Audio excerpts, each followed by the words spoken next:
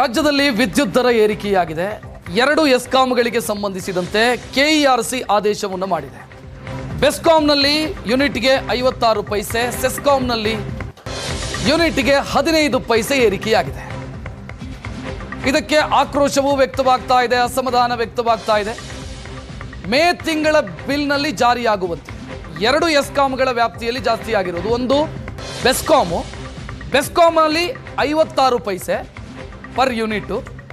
ಸೆಸ್ಕಾಮ್ ಅಂದರೆ ನಮ್ಮ ಮೈಸೂರು ಮಂಡ್ಯ ಸುತ್ತಮುತ್ತಲಿನ ಭಾಗದಲ್ಲಿ ವಿದ್ಯುತ್ ಸರಬರಾಜು ಮಾಡುವಂಥ ಕಂಪನಿ, ಚಾಮರಾಜನಗರ ಈ ಸುತ್ತಮುತ್ತ 15 ಪೈಸೆ ಪರ್ ಯೂನಿಟು.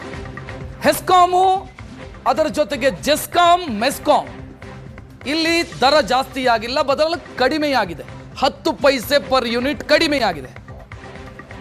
ಮೆಸ್ಕಾಮಲ್ಲಿ 9 ಪೈಸೆ ಪರ್ ಯೂನಿಟ್ ಕಡಿಮೆಯಾಗಿದೆ.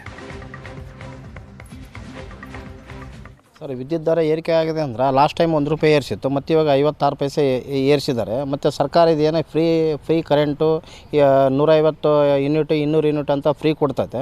ಆದರೂ ಕೂಡ ಫ್ರೀ ಕೊಟ್ಟರು ಕೂಡ ಕರೆಕ್ಟಾಗಿ ಟೈಮ್ ಸರಿ ಕರೆಕ್ಟ್ ಕೊಡೋಂಗಿಲ್ಲ. ಫ್ರೀ ಕೊಟ್ಟಂಗೆ ಮಾಡಿ ಒಂದು ಕೈಯಾಗೆ ಕೊಟ್ಟು ಒಂದು ಕೈಯಾಗೆ ಕಳ್ಸಂತೆ. ಲಾಸ್ಟ್ ಟೈಮು 1 ರೂಪಾಯಿ ಏರಿಸ್ತೆ, ಮತ್ತು ಇವಾಗ 56 ಪೈಸೆ ಏರಿಸ್ತೆ. ಇಲ್ಲಿ ಫ್ರೀ ಕೊಟ್ಟಂಗೆ ಏನು ಬಂತಂತಂದೇಳಿ ಒಂದು ಸಮಸ್ಯೆ. ಇದು ಮಧ್ಯ ತರಗತಿ ಕುಟುಂಬಕ್ಕೆ ಇನ್ನೂ ಜಾಸ್ತಿ ಆಗ್ತೈತೆ, ಮತ್ತು ಪೆಟ್ರೋಲ್ ರೇಟ್ ಕೂಡ ಜಾಸ್ತಿ ಆಗುತ್ತೆ. ರಾಜ್ಯ ಸರ್ಕಾರ ಉಚಿತ ಘೋಷಣೆ ಮಾಡಿ ಅಧಿಕಾರಕ್ಕೆ ಬಂತು. ಅಧಿಕಾರಕ್ಕೆ ಬಂದ ನಂತರ ಎಲ್ಲ ಬೆಲೆ ಏರಿಕೆಯೂ ಕೂಡ ಜಾಸ್ತಿ ಮಾಡ್ಕೊತ ಬಂತು. ಏನು ಇವರು ಬಡವರ ಪರ, ದಲಿತರ ಪರ, ರೈತರ ಪರ, ಶೋಷಿತರ ಪರ, ಹಿಂದುಳಿದವರ ಪರ ಒಳ್ಳೆಯ ಆಡಳಿತವನ್ನು ಕೊಡ್ತೇವೆ ಅಂತಕ್ಕಂಥ ಮಾತನ್ನು ಹೇಳಿ ಅಧಿಕಾರಕ್ಕೆ ಬಂದಂಥ ಸಿದ್ದರಾಮಯ್ಯನವರು ಮತ್ತು DK ಶಿವಕುಮಾರ್ ಅವರು ಈಗ ಬೆಲೆ ಏರಿಕೆ ಒಂದಾದ್ಮೇಲೆ ಒಂದು ಬೆಲೆ ಏರಿಕೆ ಏರಿಸ್ತಾನೆ ಇದ್ದಾರೆ. ಸಾಮಾನ್ಯ ಜನ ಬಡವರು ಜೀವನ ಮಾಡೋದೇ ಕಷ್ಟ ಅಂತ ಸಂದರ್ಭದಲ್ಲಿ ಕರೆಂಟ್ ಬಿಲ್ಲು, ಬಸ್ ಚಾರ್ಜು, ಇತರೆ ದಿನಸಿ ಬೆಲೆ ಎಲ್ಲ ಬೆಲೆ ಏರಿಕೆಯೂ ಕೂಡ ಈ ರಾಜ್ಯ ಸರ್ಕಾರ ಇದುವರೆಗೂ ಜಾಸ್ತಿ ಮಾಡಿತ್ತು. ಮತ್ತೇನೂ ಕೂಡ ಏನು ಮೇ 1ರಿಂದ KB ಬಿಲ್ ದರವನ್ನು ವಿದ್ಯುತ್ ದರ ಏರಿಕೆಯ ಬಗ್ಗೆ ಬಿಜೆಪಿ ಆಕ್ರೋಶ ವ್ಯಕ್ತಪಡಿಸಿದೆ. ಗಾಳಿ ಮೇಲೂ ಕೂಡ ತೆರಿಗೆ ಹಾಕಿದರೆ ನಿಮ್ಮ ಜೀವನ ಸಾರ್ಥಕ ಅಂತ CT ರವಿ ಟೀಕಿಸಿದ್ದಾರೆ.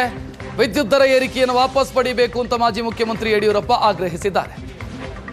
ಕಾಂಗ್ರೆಸ್ ಸರ್ಕಾರ ಬಂದ ನಂತರ ಎಲ್ಲದರ ದರವೂ ಕೂಡ ಜಾಸ್ತಿ ಆಗ್ತಿದೆ ಅಂತ ಹೇಳಿದ್ದಾರೆ. ಉಚ್ಚ ವಿದ್ಯುತ್ ದರ ಏರಿಕೆ ಮಾಡಿದ್ದಾರೆ. ಇದು ಖಂಡಿತ ಸರಿಯಲ್ಲ. ನೀವು ಸರಿಯಾದ ಆಡಳಿತ ಮಾಡೋಕ್ಕಾಗದೇನೆ, ಹಣಕಾಸಿನ ವ್ಯವಹಾರನ ಸರಿ ಮಾಡದೇನೆ ಈಗ ಬೇಕಾಬಿಟ್ಟು ವಿದ್ಯುತ್ ದರವನ್ನು ಜಾಸ್ತಿ ಮಾಡಿದ್ರೆ ಸಾಮಾನ್ಯ ಜನ ಅದನ್ನು ಕೊಡೋಕ್ಕೆ ಸಾಧ್ಯ ಆಗೋದಿಲ್ಲ. ಅದಕ್ಕೋಸ್ಕರ ಅದನ್ನು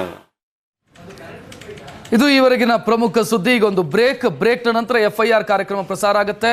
ನೇರ, ದಿಟ್ಟ, ನಿರಂತರ ಸುದ್ದಿಗಾಗಿ ನೋಡ್ತಾ ಇರಿ ಏಷ್ಯಾನೆಟ್ ಸುವರ್ಣ ನ್ಯೂಸ್. ನಮಸ್ಕಾರ.